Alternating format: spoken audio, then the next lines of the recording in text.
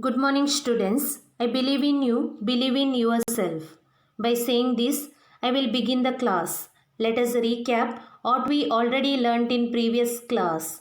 We understood there are different types of blood vessels like artery, vein and capillaries.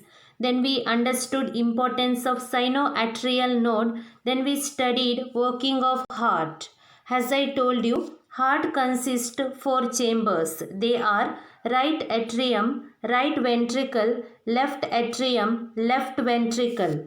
Listen the class carefully. When you watching video recorded class, note down important points in your notebook. So dear students, we already know heart consists of four chambers.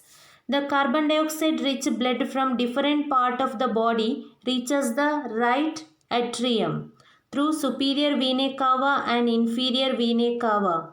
When right atrium contract, that blood reaches the right ventricle through tricuspid valve. From the right ventricle, carbon dioxide rich blood reach lungs by the help of pulmonary artery. So, oxygen rich blood from lungs reaches the left atrium through the pulmonary vein. When left atrium contract, it reaches left ventricle through bicuspid valve. When left ventricle contract, oxygen rich blood transport to different part of the body through the aorta. That's all about working of heart. So here you can see the flow chart, dear students. Write this flow chart in your notebook, biology notebook. So by the help of superior vena cava and inferior vena cava, impure blood, that means carbon dioxide rich blood, reaches the right atrium. When right atrium contract, it reaches the right ventricle by the help of tricuspid valve. So, from the right ventricle, carbon dioxide rich blood reaches the lungs by the help of pulmonary artery. So, in the lungs, carbon dioxide rich blood converted into oxygen rich. That means impure blood is converted into pure blood. That pure blood reaches the left atrium by the help of pulmonary vein. When left atrium contract, pure blood reaches the left ventricle. When a left ventricle contract, that blood reaches the aorta. From the aorta, that blood is distributed all over the body. So this is the flow chart related to working of heart. Note down this flow chart in your notebook. You all know that blood supplies oxygen to the cell and receive carbon dioxide from them. Reception of oxygen and expulsion of carbon dioxide takes place in the lungs. So in the lungs, reception of oxygen and expulsion of carbon dioxide takes place. Dear students, in your textbook, there is one question. What causes an increase in the level of carbon dioxide in the blood present in vena cava and the level of oxygen in the blood present in pulmonary veins?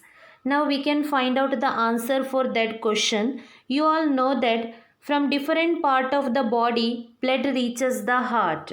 From different part of the body, blood reaches the heart, that is the right atrium. By the help of superior vena cava and inferior vena cava, blood reaches the heart.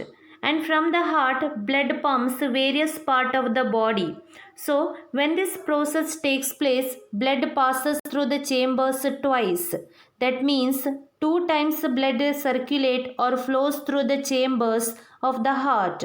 So, blood circulation in man known as double circulation, which means twice the blood flows through the chambers of the heart. When blood from the heart pumps to different part of the body and from different part of the body, blood reaches the heart. In between these two processes, blood flows twice to the chambers of the heart. That's why in human beings, blood circulation is known as double circulation. Double circulation mainly two types. They are systemic circulation and pulmonary circulation. What is the double circulation? In a human being, we can see double circulation. That means 2 times blood flows through the chambers of the heart. Double circulation mainly two types: systemic circulation and pulmonary circulation.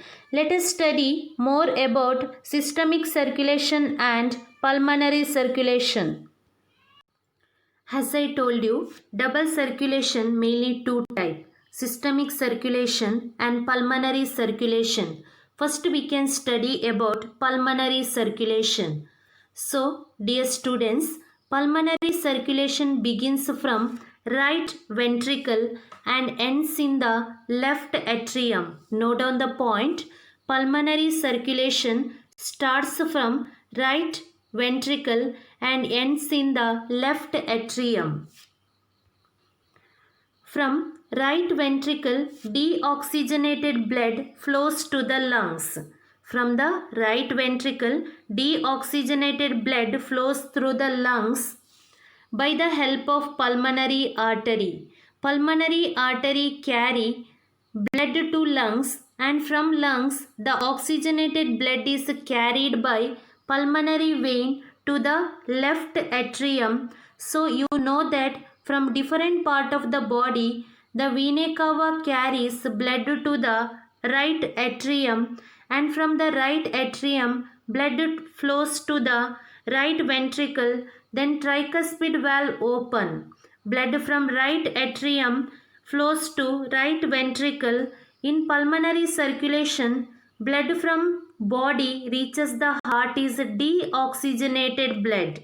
So, dear students, note down this point. In pulmonary circulation, blood from body reaches the heart is deoxygenated blood. So, this blood is become oxygenated, so that from right ventricle the pulmonary artery carries deoxygenated blood to the lungs.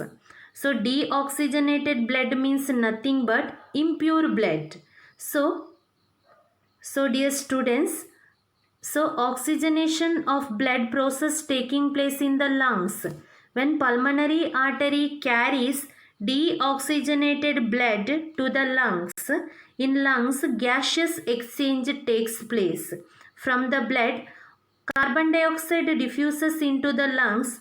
From the lungs, oxygen diffuses into the blood. As I told you, in lungs gaseous exchange takes place. That means impure blood is converted into pure blood. This oxygenated blood brings back to the heart by the help of pulmonary vein. Through pulmonary circulation, deoxygenated blood is converted into oxygenated blood. So this is about pulmonary circulation. What is pulmonary circulation? It is a very important topic. So it begins from right ventricle and deoxygenated blood reaches lungs by the help of pulmonary artery. In lungs, deoxygenated blood is converted into oxygenated blood. Deoxygenated blood means impure blood. So in the lungs, impure blood is converted into pure blood. So pulmonary vein carry that blood back to the left atrium. This is about pulmonary circulation. Now we will move on to systemic circulation. Before that, in your textbook we can see the flow chart. So from the flow chart we can easily understand what is pulmonary circulation. So dear students, note down this flow chart in your textbook itself. I will check later. So right ventricle, as I told you, pulmonary circulation start from right ventricle and ends in the left atrium. So in between we can see the process. So from the right ventricle, blood reaches the lungs by the help of pulmonary artery. So in the lungs, purification of blood takes place. Again from the lungs, blood reaches the left atrium by the help of pulmonary vein. So this is about pulmonary circulation. Now we can see about systemic circulation. Second type of blood circulation, systemic circulation. So dear students, systemic circulation begins from left ventricle and ends in right atrium. I will repeat. Systemic circulation begins from left ventricle and ends in right atrium. So, pulmonary vein carry oxygenated blood, that means pure blood, to left atrium. From left atrium, blood moves to left ventricle. When left ventricle contract, blood pumps to aorta. Blood pumps to aorta. From the aorta, blood flows to the arteries. From arteries, blood flows to different part of body like tissues. Tissues receive oxygen from blood. From the tissues, carbon dioxide diffuse into the blood, and this carbon dioxide rich blood again carried by the vein to the heart, that is right atrium. That is right atrium. By the help of superior vena cava and inferior vena cava, again carbon dioxide rich blood reaches the right atrium. This is a systemic circulation. It is the longest circulation.